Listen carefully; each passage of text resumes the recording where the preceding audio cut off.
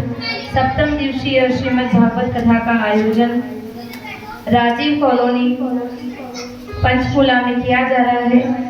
आज कथा का तृतीय दिवस है। आज की कथा में आप सभी का हृदय से स्वागत, वंदन, अभिनंदन। आज हम माता गोरा और शिव जी के विवाह की सुंदर सुंदर झांकियों का यहाँ पर दर्शन करेंगे। उससे पूर्व हमारे बीच में उपस्थित हैं उज्जैन से पधारे अंतर्राष्ट्रीय कथा प्रवक्ता आदरणीय दिनेश्वरी जी का हम हृदय से स्वागत, वंदन, अभिनंदन करते हैं। सभी तालियां बजाकर कथा जी का स्वागत करेंगे। इनके उपहार देने से हम कथा श्रवण करेंगे। उसके पश्चात कथा के अंतिम चरणों में हमें शिव विवाह का सुंदर यहाँ पर झांकियों का दर्शन प्राप्त होगा।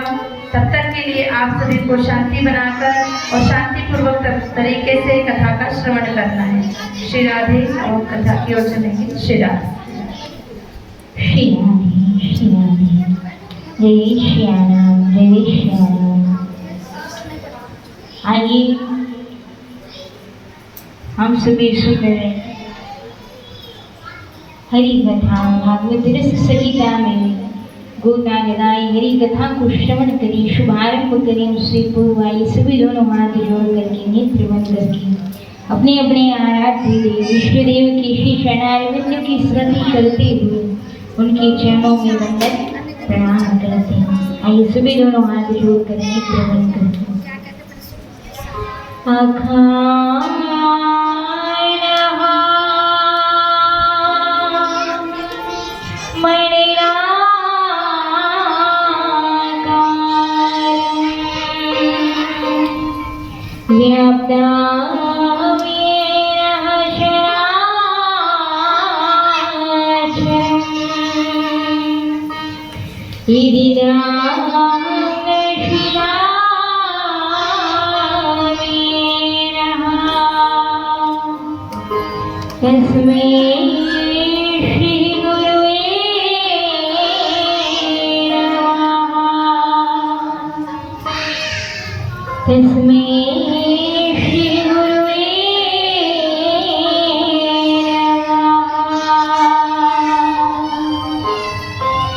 परम आराध्य वंदनीय श्री सद्गुरुदेव के चरणारविंद में कोटि कोटि वंदन प्रणाम करते हुए उनसे अनुरोध आदरणीय सद्गुरुदेव महाराज आप अपना कृपा हस्त हमारे मस्तक पर गुजराइए, जिससे हरि कथा निश्चित रूप से संपन्न हो।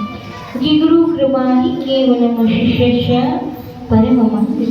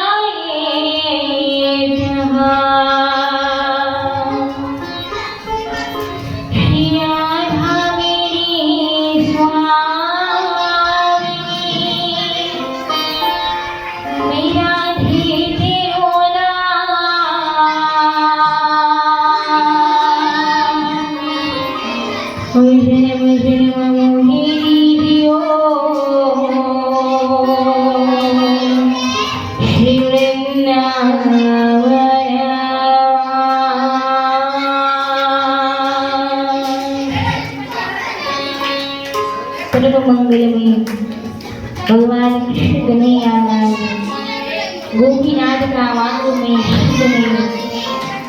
वाणी में प्रति मूर्ति आप हम सबके मध्य में विराजमान श्रीमद् भागवत महापुराण को कोटि कोटि वंदन प्रणाम करती हुई स्थान देवता नगर देवता दो देवताओं का आवाहन करते हुए उनसे अनुरोध है आगे आप सभी हरि कथा मंडप में पधारे अपने अपने स्थान पर विराजमान होकर के हम सभी पर अपना विशेष अनुग्रह कृपा हम सबको प्रदान करें। पूज्य आचार्य जनों के संत जनों के आराध्य पूजनीय गौ माता भारत माता राष्ट्र माता माता श्री पिता श्री 33 कोटि देवी देवताओं के श्री चरणारविंद में वंदन प्रणाम करते हुए आराध्य श्री वृंदा महारानी के श्री चरणारविंद में वंदन प्रणाम करते हुए राम कथा कृष्ण कथा हरि कथा के परम रसिक श्रोता ज्ञानी राम गण्यम श्री हनुमत लाल जी के चरणारविंद में वंदन प्रणाम करते हुए सीताराम जी के चरणारविंद में संपूर्ण राम दरबार के श्री चरणारविंद में प्रणाम करते हुए उनसे अनुरोध आग्रह आप सभी आकर के अपने अपने स्थान को ग्रहण कर हम सभी पर अपना विशेष अनुग्रह कृपा हम सबको प्रदान करें। यज्ञ करके से हरि कथा को श्रवण करने आए सभी हरि भक्त वैष्णव जनन की श्री चरणारविंद में वंदन प्रणाम करते हुए इस हरि कथा के प्रेरणा स्रोत महंत श्री पूज्य गोविंदाचार्य जी महाराज संत श्री के चरणारविंद में वंदन प्रणाम करते हुए गंधर्वों की समान शोभा प्राप्त करे संगीत की बंधुओं के श्री चरणारविंद में वंदन प्रणाम करते हुए आइए ठाकुर जी की बाल सखा मंडली नन्हे नन्हे बाल गोपाल के श्री चरणारविंद में वंदन प्रणाम करते हुए आइए हम सभी सुंदर हरि कथा का शुभारंभ करते बोले गोपाल कृष्ण गजानन गणपति जी महाराज की ईश्वरी राधा सर्वेश्वरी सरकार की बोले श्री वृंदावन बिहारी लाल की श्रीमद् भागवत महापुराण की श्री वृंदावन महारानी की बजरंगबली सरकार सीताराम जी महाराज की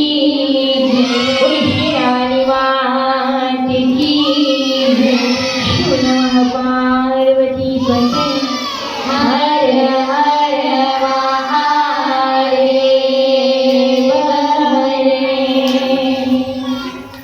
आइए हम सभी सुंदर हरि कथा का शुभारंभ करें उससे पूर्व उस समय हरि नाम संकीर्तन का आशीर्वाद आइए सभी मीठी मीठी तालियों की सेवा देते हुए झूमते हुए भगवत नाम संकीर्तन का आशीर्वाद करते हुए जय जय राधा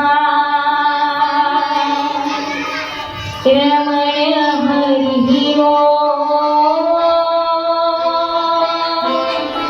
प्यारो राधा रमण हरि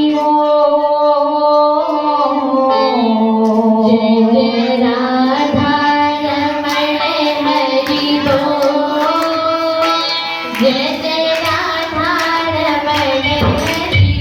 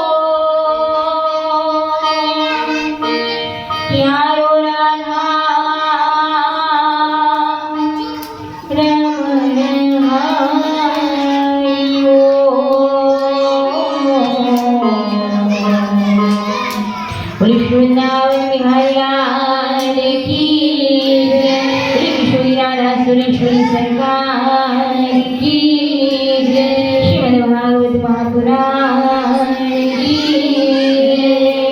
श्री सीताराम जी महाराज की श्री महापार्वती पते हर हर महादेव हे श्याम।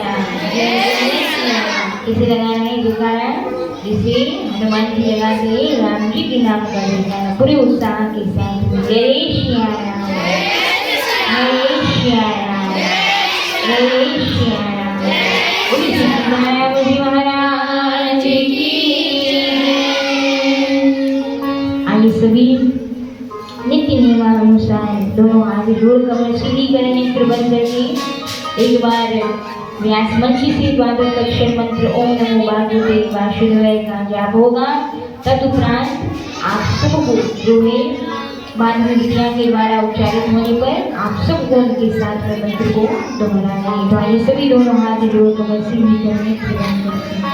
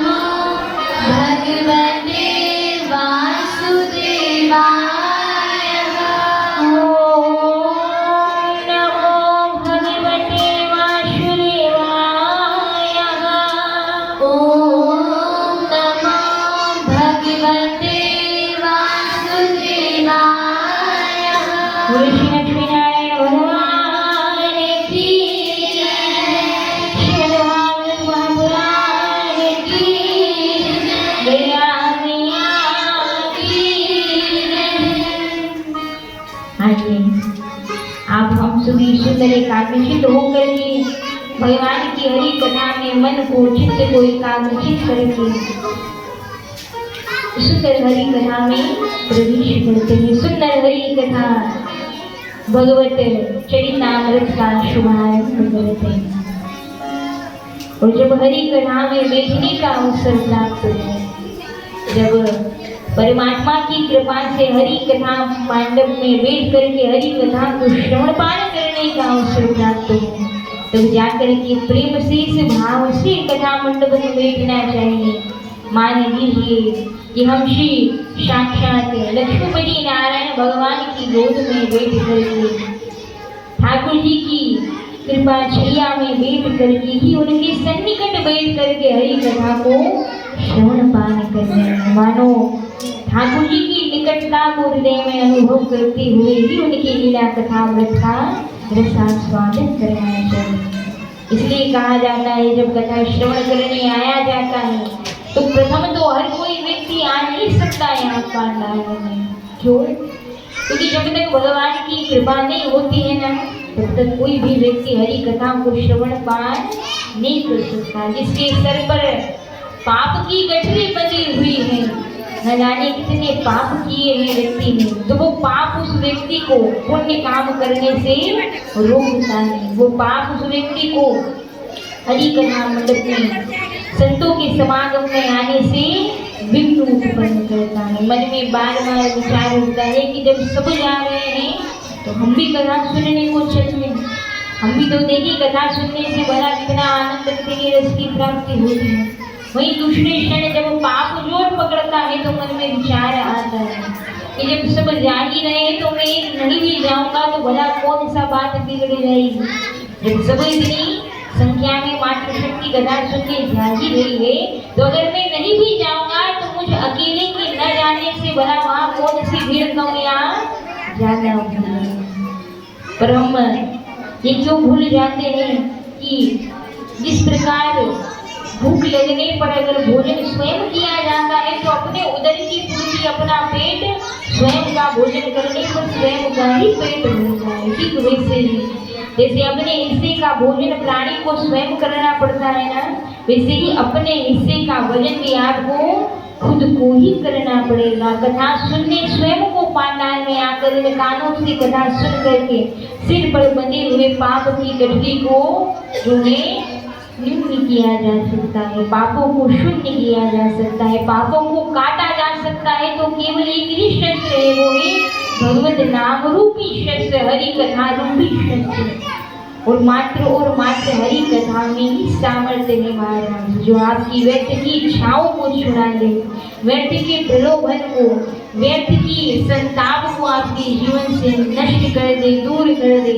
ये सामर्थ्य केवल हरि कथा में ही है। वैसे अगर देखा जाए तो एक दिन तो सब कुछ छोड़कर हमें जाना ही जाना है, एक दिन तो सब कुछ यही छोड़कर के जाना है। लेकिन काल आकर के, मृत्यु आकर के बराबर सब छुड़ाएगा। उससे पहले अगर जीवन में काल के आने से पहले अगर हरि कथा आ जाती है ना, तो व्यक्ति को जो है स्वतंत्र रूप से मन में इच्छा जागृत हो जाती है कि इस संसार में कोई वस्तु सार नहीं है, सार है तो भगवान का नाम ही सार है, हरि कथा ही सार है महाराज। तो काल आकर तो बरबश जबरदस्ती सब कुछ छुड़ा लेता है और आपको अपनी चपेट में लेकर के चला जाता है। लेकिन हरि कथा प्रेम से आपसे प्रेम पूर्वक भगवान की हरि कथा को श्रवण करके अपने आप संसार छूटता चला जाता है, संसार की व्यर्थ इच्छाएं छूटती चली जाती है। जब बार बार इन कानों से हरि कथा कोई मन लगा करके सुनता है ना, तो अपने आप संसार फिर छूटता चला जाता है और भगवत पद पर, भगवत प्रीति की ओर भक्त वैष्णव श्रोता कदम आगे बढ़ाता जाता है, जिससे उसका संबंध भगवान से व्याप्त हो जाता है। संसार का संबंध टूट करके भगवान से संबंध बन जाता है महाराज, और जिसका संबंध वैकुंठाधिपति श्री हरि नारायण भगवान से बन जाता है, फिर बताइए इस धराधाम पर उसको क्या कमी है, कौन है जो उसे दुख दे सकता है, किसको दे सकता है। दूसरी आवश्यकता है संबंध किसी संसारी से बनाओगे तो न जाने कब मद में आकर के वो आपको गिरा देगा, आपसे छल करेगा, आपसे कपट करेगा, आपके भोले भाले सीधे सरल स्वभाव का, भाव का न जाने कब मद में आकर के संसारी अनादर करोगे। लेकिन वही संबंध अगर संसार पति से, भगवान से जोड़ा है ना, किसी संत से जोड़ा, हरि भक्त से संबंध जोड़ा है, तो न जाने कब वो भक्त, वो संत मौज में आकर के आपको हरि से मिला देगा, आपका संबंध भगवंत से करा देगा, हरि भगवंत से आपका मिलन करा देगा। इसीलिए कहते हैं अगर संबंध बनाना है तो भगवत जनों से बनाना चाहिए। ऐसे व्यक्ति से रिश्ता बनाइए, ऐसे व्यक्ति से व्यवहार बनाइए। और विशेष रूप से बच्चों को भी चाहिए, बालकों को भी चाहिए कि बाल अवस्था में ऐसे मित्र बनाए जिन मित्रों के व्यवहार अच्छा हो, जिन मित्रों का आचरण अच्छा हो। तो जैसा व्यक्ति संग करता वैसा ही उसको रंग लगता है। इसलिए सदैव अच्छा संग करना चाहिए। और संत जनों का संग करने का, भगवत जनों का संग करने की बार बार भागवत में बात क्यों आती है? क्या है भला संतों के चरित्र में ऐसा है उनके चरित्र को भी हमें अपनाने की बात कही जाती है आचार्यों के द्वारा? कारण केवल इतना है कि संतों के चरित्र में, संतों के जीवन में अहंकार बिल्कुल भी नहीं होता। संत अहंकार शून्य होते हैं महाराज। किसी भी कार्य को करते हैं, चाहे भगवती कार्य कर, भजन करके लोग लोकांतर में उनके नाम को गाया जा रहा है, सब उनका नाम लेकर के दंडवत उन्हें प्रणाम कर रहे हो, फिर भी लेश मात्र भी एक सच्चे साधक उपासक के हृदय में अहंकार जन्म नहीं लेता है कि ये मुझे प्रणाम करता है। नहीं, वो मन में विचार करता है ये तो मैं जिस भगवान का नाम लेता हूँ ना, जिस श्री हरि नारायण का स्मरण करता हूँ, ये भगवान की कृपा है, उसका नाम से जुड़ने का प्रताप है जो सब कुछ पर इतना प्रेम लुटाता है। इसलिए तो तुलसीदास जी अपनी वाणी में कहते हैं, और क्या कहते हैं तुलसीदास जी? भगवान श्री रघुनाथ के परमानंद प्रिय भक्त तुलसी बाबा कहते हैं अपनी वाणी में कि तुलसी तुलसी सब कहे, तुलसी तुलसी सब कहे, पर तुलसी वन की घास हो कृपा भई रघुनाथ की, तो हो गए तुलसी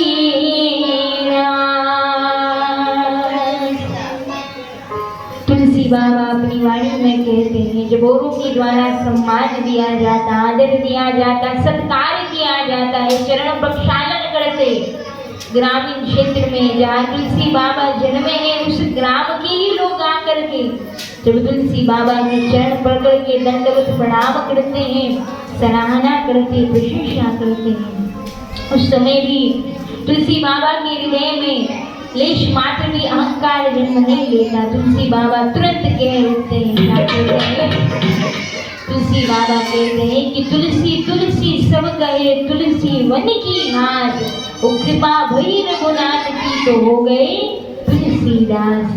मैं तो एक साधारण सी वन की घास के समान, एक तिनके के समान हूँ, लेकिन इस तिनके को अगर किसी ने बलवान बनाया है ना तो वो हमारा भगवान रघुनंदन की कृपा है, जिससे मैं लोकांतर में पूजनीय हो गया, आदरणीय हो गया, सम्माननीय हो गया।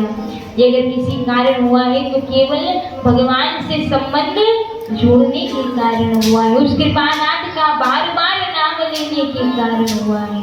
इसलिए जब किसी संत के पास जाओगे ना, किसी भजनानंदी भक्त के पास जाओगे तो आपको ये बात बार बार समझाइएगा कि मेरा पैर मत पकड़, मेरा हाथ मत पकड़। मैं तो चाहता हूँ तो उसका हाथ पकड़ जिसका हाथ पकड़ करके मैं इस योग्य बन गया हूँ कि मैं औरों को भगवत पथ पर लेकर के जाता हूँ। तो इसलिए भक्त कहता है कि तू उस भगवत का हाथ पकड़ ले जिस भगवान के नाम को लेकर के मेरा भी कल्याण हुआ है और वो तेरा भी कल्याण करेंगे। इसलिए तो भक्त कहते हैं कि मैं भीतर गया तो मैं भीतर गया, तू भी भीतर जा, तू भी भीतर जा। संत कहते मैं भी अंतरात्मा में जाकर के नेत्र बंद करके भगवान का नाम लेता हूँ तो मैं तो तर गया, तू भी भीतर जा, नेत्र बंद करके भगवान का नाम ले तो तू भी तर जाएगा। महाराज बोले भक्त वैष्णव भगवान की। इसलिए भक्त भगवान से कहता है नाथ में थारो ही थारो, नाथ में थारो ही थारो, शोभो गुरो कुटीर रुकामी, शोभो गुरो कुटीर रुकामी, जैसो हूँ मैं थारो नाथ में थारो ही थारो। जब भगवान से प्रार्थना करने का विषय आता है तो जैसे हो वैसे भगवान के सामने जाओ, प्रार्थना करो। प्रार्थना में बड़ा बल, बड़ा शक्ति होती है। कभी ना कभी तो भगवान के कान में आपकी पुकार प्रार्थना सुनाई अवश्य ही देगी। इसलिए कि नाम नाम जपते रहो, राम नाम जपते रहो, जब तक घट में प्राण, और कबहू तो दीन दयाल की हृदय पड़ेगी ठान। कभी तो सुनाई प्रभु को अवश्य देगा, इसलिए बार बार पुकारिए। जरा कल्पना तो कीजिए, विचार तो कीजिए, जब बार बार आप अपने बेटे का नाम लेते हैं तो चाहे घर से बाहर कितने ही दूर खेलने को गया हो, भ्रमण पर गया हो, पर बार बार पुकारे जाने पर वो बालक भी लौट कर घर आ जाता है। तो क्या राम कृष्ण पुकारोगे तो गोविंद नहीं आएगा, कृष्ण नहीं आएंगे, ठाकुर जी नहीं आएंगे? ऐसा हो नहीं सकता। भक्त पुकारे और भगवान ना आए तो वो भगवान भगवान है ही नहीं। भगवान तो वो है। माँ तो उसे कहा जाता है जब संतान रुदन करती हुई पुकार लगाए तो माँ आए बिना रह नहीं सकती। अब वो अलग बात है कि माँ को पता होता है कि बच्चा जिद किस कारण कर रहा है, बुला किस लिए है। कभी कभी बच्चा ऊपर के मन से पुकार लगाता है ना माँ को, तो माँ समझ जाती है कि बच्चा ऐसे ही बुला रहा है, इसलिए माँ नहीं आती है। घर में रसोई में अपना काम ही करती रहती है। पर जब माँ ने देखा कि बच्चा खूब रुदन कर रहा है, बहुत रुदन कर रहा है, अब इतनी पुकार लगा रहा है, बार बार पुकारना है माँ को, तो माँ समझ जाती है कि अब की बार जो पुकारा है ना तो ये सच्चे हृदय से पुकार रहा है। तब माँ दौड़ी दौड़ी अपने संतानों को संभालती है, आंचल में लेती और खूब वात्सल्य प्रेम लुटाती है। तो वैसे अनंत अनंत माताओं के हृदय से निर्मित एक भगवत हृदय होता, भगवान का हृदय होता। जब बार बार आप भी पुकारोगे तो भगवान आए बिना नहीं दे पाएंगे। इसलिए कहते हैं कि आनंद आनंद राजा मन मोहना, गोपियों के प्यार धर राधा ज्योतिर्मया। अच्छा, आपको पुकारना है ठाकुर जी को, लेकिन इतने सब भाव को सुनकर अगर आपके हृदय में भी भाव जागृत हुआ है तो कल पता नहीं अवसर मिले ना मिले, संभवतः समय मिले ना मिले, तो आज ही ठाकुर जी को पुकारिए। उठाइए दोनों हाथ, मीठी मीठी तालियों की सेवा देते हुए क्या कहना है? आजा मन मोहना जानंद नंदना। अच्छा, इसी काम नहीं चलेगा, कुछ हम बोले कुछ आप बोलेंगे कोई तो आनंद आएगा ना। भजन में ये भाव है तो आपको ही गाना पड़ेगा ना। मैं कहूँगी तो मेरी पुकार सुनेंगे, आप कहेंगे तो आपकी पुकार सुनेंगे, तो एक साथ करता रहेगा। आजा मन मोहना जानंद नंदना,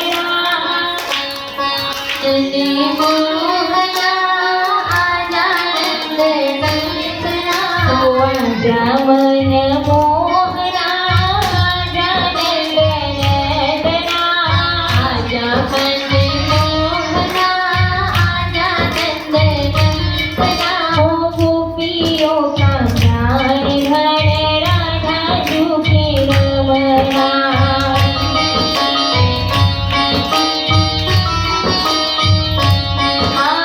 गोपियों का प्यार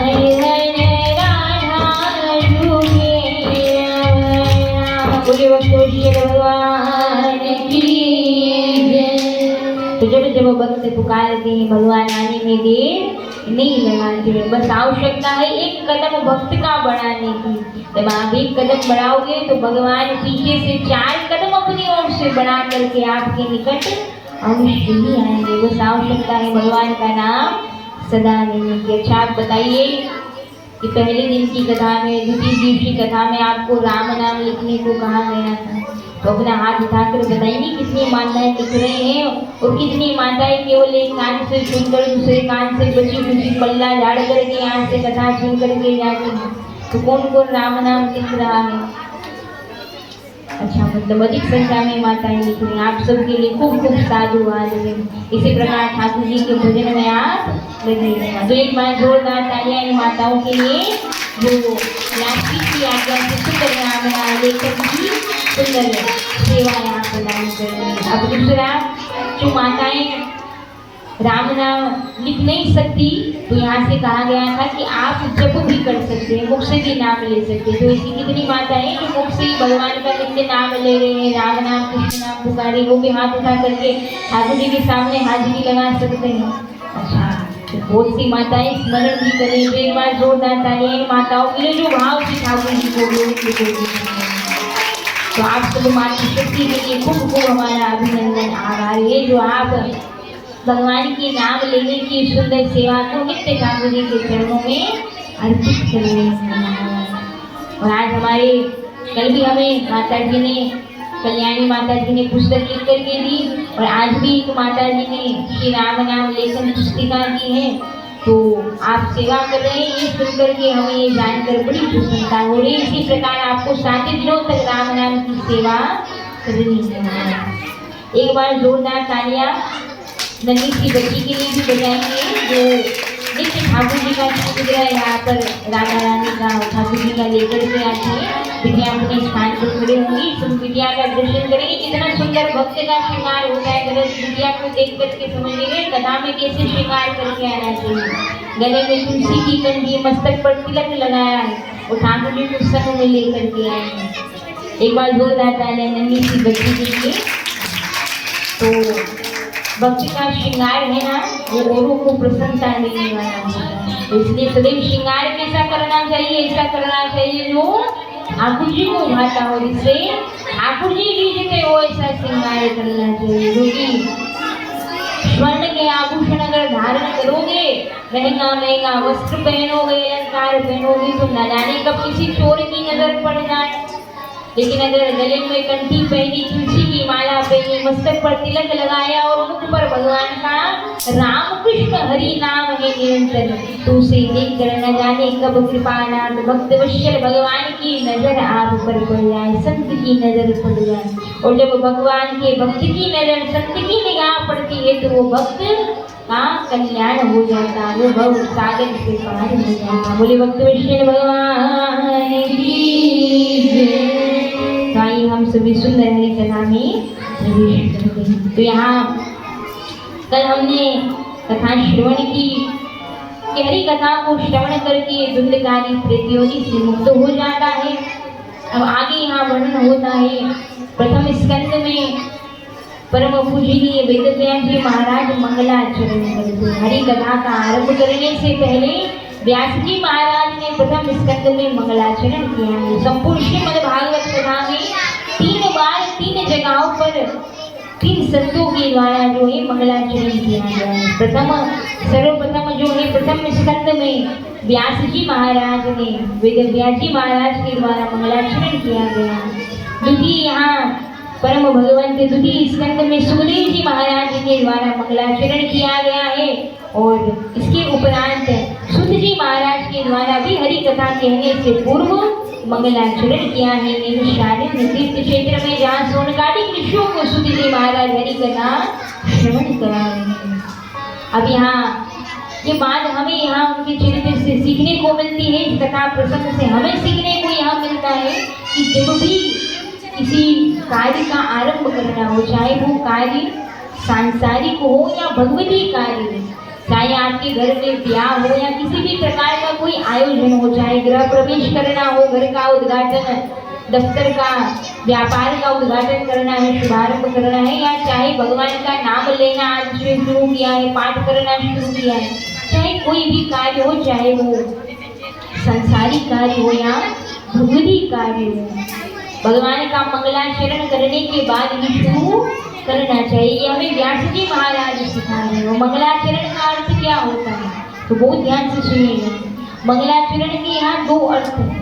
पहला अर्थ तो है मंगल आचरण करना। मंगलाचरण मतलब मंगल आचरण करके अच्छे कार्य को शुरू करना चाहिए। मंगल आचरण किसे कहते हैं वो भी जानिए, तो ध्यान से सुनिएगा। इसे कहते हैं मंगलाचरण। मंगलाचरण कहा जाता है जब व्यक्ति किसी भी कार्य को शुरू करता है तो मन में ये भाव नहीं होना चाहिए कि मेरा काम है, मैं इसे पूरा बल लगा करके करूँगा और मेरे परिश्रम, मेरे प्रयास करने से काम मेरी करे द्वारा किए जाने पर हो जाएगा। मेरा करना छोड़ करके अगर राम राम बोल करके किसी काम को शुभारंभ किया जाता है तो कार्य सफल होता है। और इसे ही मंगलाचरण किया कहा गया है। अर्थात ये भगवान का काम है, भगवान की दी हुई सेवा है जो मैं कर रहा हूँ, और भगवान का दिया काम भगवान की ही कृपा से, भगवान की ही कृपा अनुकंपा से संपन्न होगा, सिद्ध होगा, सफल होगा। तो हे रघुनाथ, हे कृपानाथ, मैं आपको प्रणाम करता हूँ, मस्तक झुका करके आपसे निवेदन करता हूँ कि जो काम करने जा रहा हूँ उस काम को आप सफल कीजिएगा, सिद्ध कीजिएगा, उसमें कोई विघ्न न आने दीजिएगा। तो इसे क्या आचरण कहा गया, इसे ही मंगलाचरण कहा गया। द्वितीय भाव बताया गया है मंगलाचरण का, और यह भाव बताया गया है कि जिनका मंगल आचरण हो उनका स्मरण करके किसी भी कार्य का शुभारंभ किया जाए। अर्थात जैसे सूर्य नारायण भगवान का स्मरण करते हुए, इससे प्रार्थना करते हुए किसी कार्य का शुभारंभ किया जाए। विघ्नहर्ता गजानन गणपति महाराज का स्मरण कर, आचार्य जनों का, गुरुजनों का स्मरण करके किसी कार्य को शुरू करना, जिनका आचरण मंगलमय हो, ऐसे संत का, देवी देवताओं का स्मरण कर किसी कार्य का आरंभ करना मंगलाचरण कहलाता है महाराज। तो 2 रास्ते हैं, या तो स्वयं मंगल आचरण करके कार्य का आरंभ करें, या जो आपकी नजर में जिनका आचरण मंगलमय है ऐसे भक्तों का, संतों का, भगवंत का, देवी देवताओं का स्मरण करके किसी कार्य का शुभारंभ करना चाहिए महाराज। तो यहाँ सुंदर मंगलाचरण की व्याख्या की गई है। और एक बात बहुत ध्यान से सुनिएगा, आप एक पति की बात बताता है, वो ध्यान से सुनिएगा। मुख्य रूप से संतों के द्वारा यहाँ बताया जाता है कि कलयुग हृदय में प्रवेश कैसे करता है। कलयुग इस हृदय में प्रवेश करता है दो माध्यमों से, दो रास्ते हैं जिससे कलयुग हृदय में प्रवेश करता है। पहला रास्ता है नेत्रों के द्वारा प्रवेश करता है, पाप दोष हृदय में नेत्रों के माध्यम से प्रविष्ट होता है। दूसरा रास्ता है कानों के माध्यम से, इन कानों के माध्यम से भी पाप और कलयुग आपके हृदय में प्रवेश करता है। जब इन कानों से न सुनने योग्य संगीत सुना जाता है, न सुनने योग्य असंग को किया जाता है, तो इन कानों के माध्यम से कलयुग भीतर प्रवेश करता है और आपके भक्ति के जो भाव है उनको नष्ट करके काम क्रोध लोभ मोह अहंकार के भाव को उत्पन्न करता है, जन्म देता है। वहीं दूसरी ओर नेत्रों से न देखने जैसे दृश्यों को देख करके, संसार ही संसार को देख करके, संसारी को ही देख करके कलयुग आपके नेत्रों के माध्यम से हृदय में प्रवेश करता है। इसके बजाय आपको करना क्या चाहिए, उपाय क्या है? इन कानों से भगवान का भजन सुनना चाहिए, इन कानों से जितना हो सके भगवान की हरि कथा सुननी चाहिए और इन नेत्रों के माध्यम से जितना हो सके, जितनी बार हो सके भगवान का दर्शन करना चाहिए। जितनी बार हो सके सूर्य नारायण भगवान का दर्शन करें, आकाश की ओर देखें, चंद्रमा का दर्शन करें, तारों का दर्शन करें, जो कि साक्षात देवी देवता करेंगे। तो इन नेत्रों के माध्यम से जितना हो सके भगवान को ही हृदय में प्रवेश देना चाहिए। अब कई बार ऐसा होता है कि जब हम मार्ग में कहीं जाते हैं तो हमारी दृष्टि किसी ऐसी वस्तु पर पड़ जाती है जो अशुभ होती, अमंगल होती है। तो जब मार्ग में जाने पर मान लीजिए जब आप मार्ग में जा रहे हैं, बोले भक्तेश्वर भगवान की किसी का नाम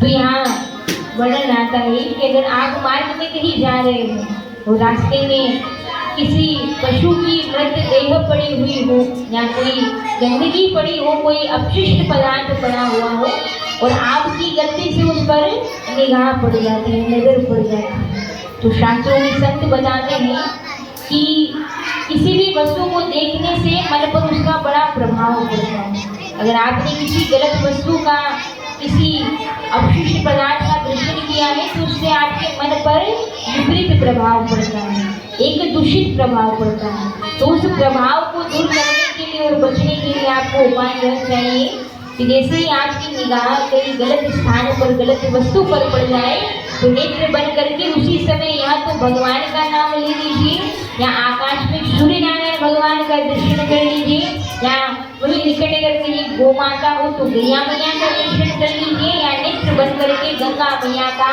स्मरण कर लीजिए, जिससे भगवत स्मरण करने मात्र से नेत्रों के द्वारा जो दोष हमने दर्शन किया है उस दोष दर्शन का प्रभाव नष्ट हो जाता है, उसका प्रभाव हृदय पर, मन पर नहीं पड़ता है। तो कभी गलती से भी कोई न देखने जैसे दृश्य पर नजर पड़ जाती हो तो नेत्र बंद करके उसी समय भगवान का नाम ले लेना चाहिए, सूर्य नारायण भगवान का दर्शन करना चाहिए, जिससे उसका जो दूषित प्रभाव है वो दूर हो जाता है। क्योंकि किए हुए भोजन का भी बड़ा प्रभाव पड़ता है।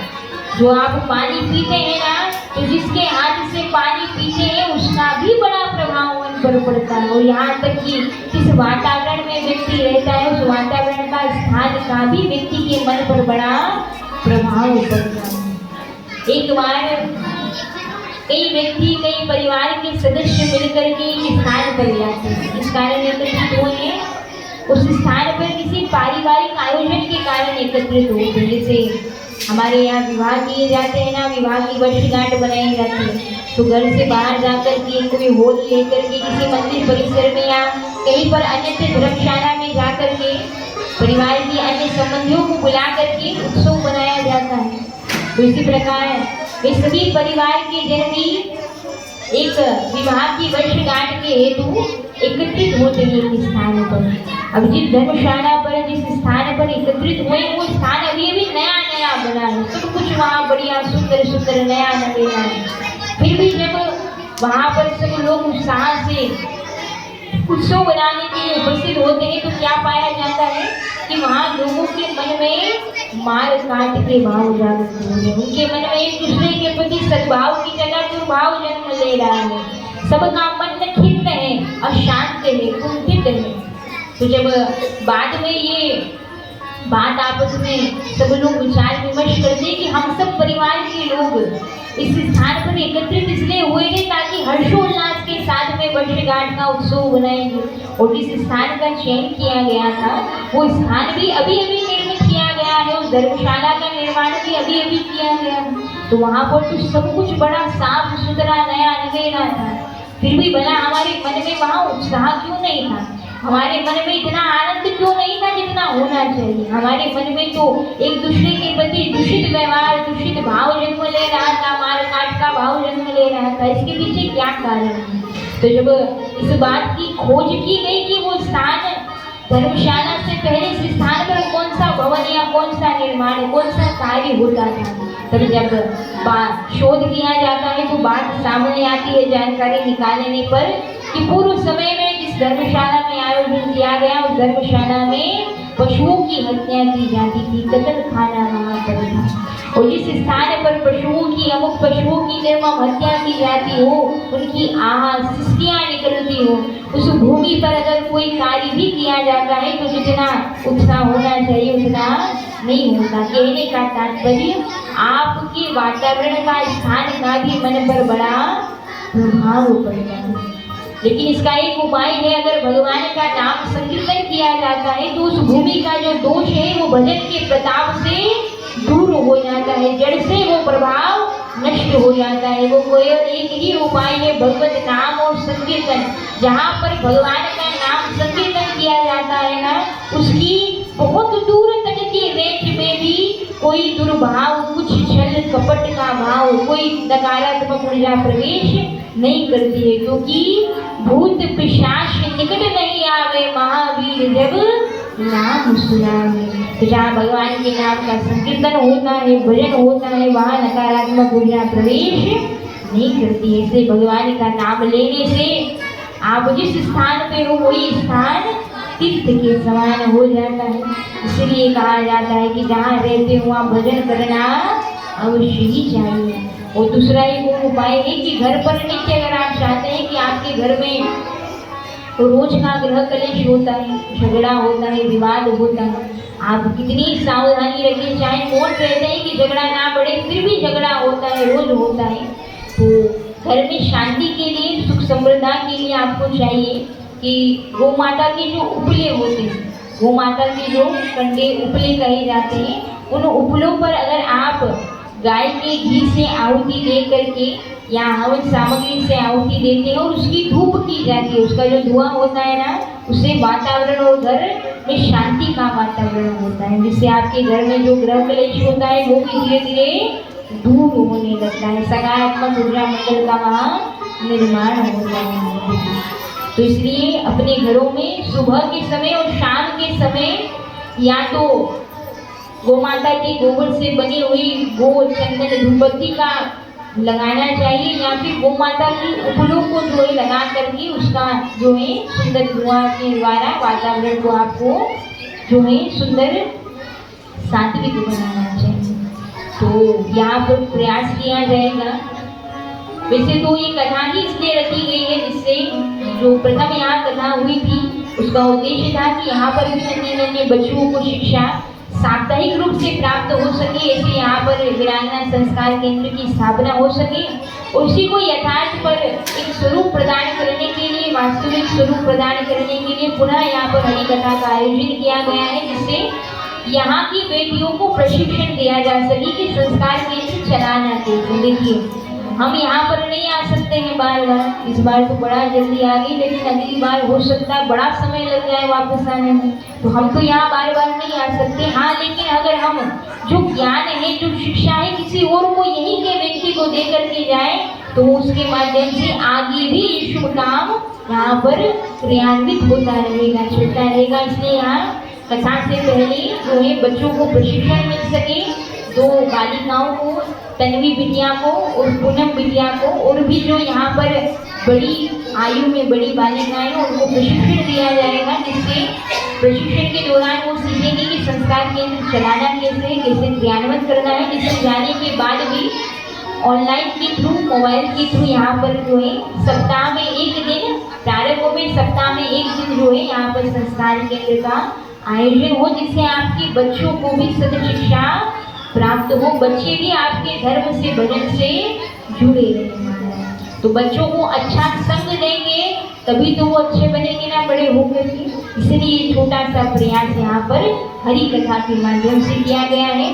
तो उसी संस्कार केंद्र को जब यहाँ व्यवस्थित रूप से, साप्ताहिक रूप से जब वो चलने लगेगा तो हमारे द्वारा प्रयास किया जाएगा कि उज्जैनी तीर्थ भूमि है, तो हो सकता है कि यहाँ पर वो सामग्री उपलब्ध नहीं हो पाती है जो कथा में, भागवत में यहाँ हमारे द्वारा बताई जाती है। तो प्रयास रहेगा कि आश्रमों के द्वारा वहाँ से गोचंदन, धूपबत्ती हुई या गौ माता के सुंदर उत्पाद, गैया मैया के दूध से निर्मित जो भी पदार्थ हैं वो यहाँ पर आप सबको कम से कम मूल्य पर जो है उपलब्ध कराया जा सके। तो ये छोटा प्रयास जो है आगे चलकर समय पर किया जाएगा, जिससे आपको यहाँ पर शुद्ध सात्विक पूजन की जो सामग्री है वो प्राप्त हो सके।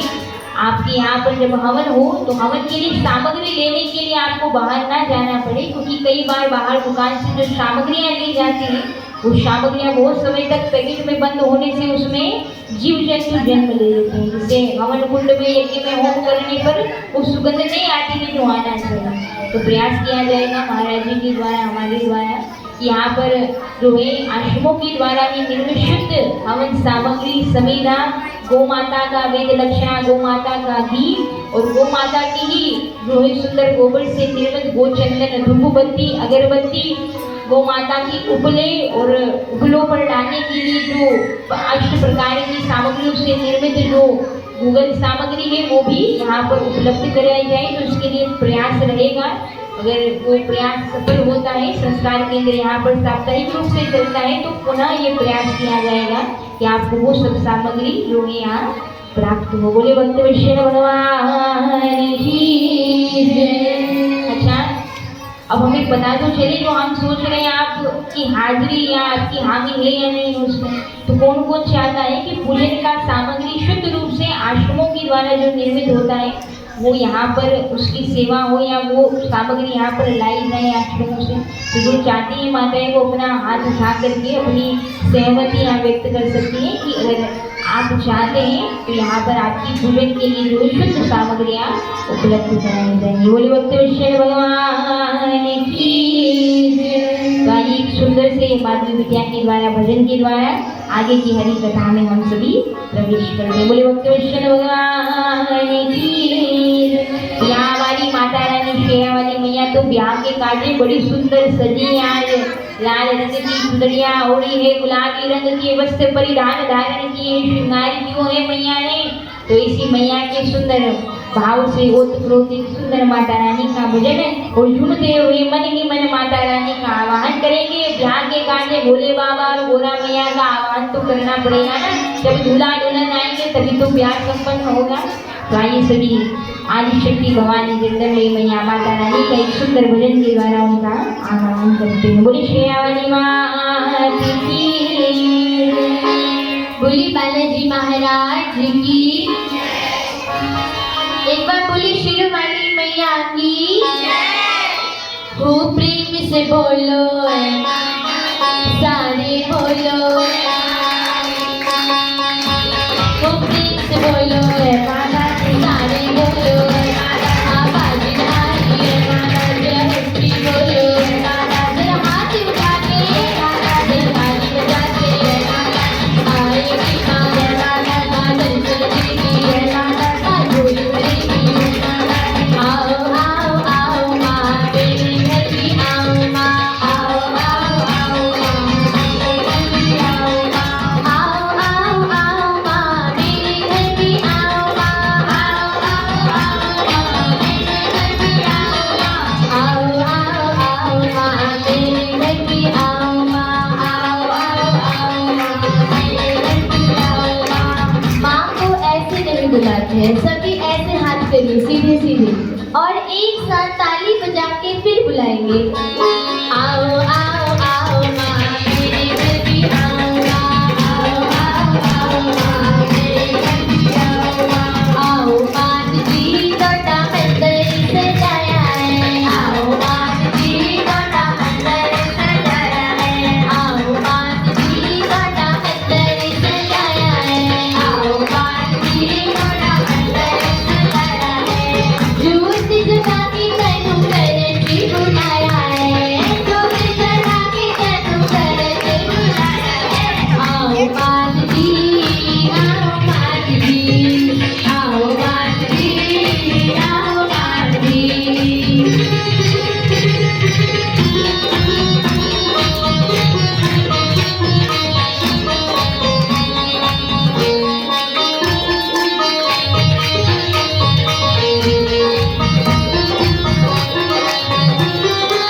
चंदन चौकी उसे आसन सजा के माँ, चंदन चौकी उसे आसन सजा के माँ। तेरी मूरत नो गुल्ला नाल सजा के माँ, तेरी मूरत नो गुल्ला नाल सजा के माँ। ज्योति नूरानी मुझ में ध्यान लगाया है, ज्योति नूरानी मुझ में ध्यान लगाया है। आओ माँ जी काटा मंदिर सजाया है, आओ माँ जी काटा मंदिर सजाया है। आओ माँ जी, आओ माँ जी, आओ माँ जी, आओ माँ जी। तूने मुझे बुलाया शेरा वालिए, मैं आया शेरा वालिए। माँ तूने मुझे बुलाया शेरा वालिए, मैं आया शेरा वालिए। ओ शेरा वालिए, पहाड़ा वालिए, ओ मेहरा वालिए, तूने मुझे बुलाया शेरा वालिए, मैं आया शेरा वालिए। ओ प्रेम से बोलो है माता दी, सारे बोलो है माता दी, आवाज आए है माता दी, ऊंची बोलो है माता दी, मनसा देवी है माता दी, मैं कल्याणी है माता दी।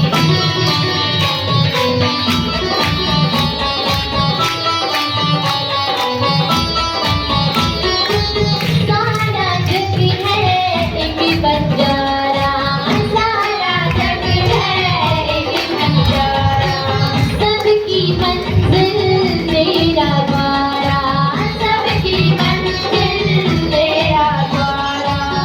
ऊंचे पर्वत लंबा रस्ता, ऊंचे पर्वत लंबा रस्ता, पर मैं रहना पाया शेरा वालिए, मैं आया शेरा वालिए। माँ तूने मुझे बुलाया शेरा वालिए, मैं आया शेरा वालिए। ओ प्रेम से बोलो है माता दी, सारे बोलो है माता, आवाज आए है माता दी, ऊंची बोलो है माता, मनसा देवी है माता, वो आएगी माँ माता, दर्शन देगी है माता, झूल लेगी है माता। ओ जय माता दी, जय माता दी, जय माता दी, जय माता दी, जय माता दी, जय माता दी, जय माता दी, जय माता दी, जय माता दी।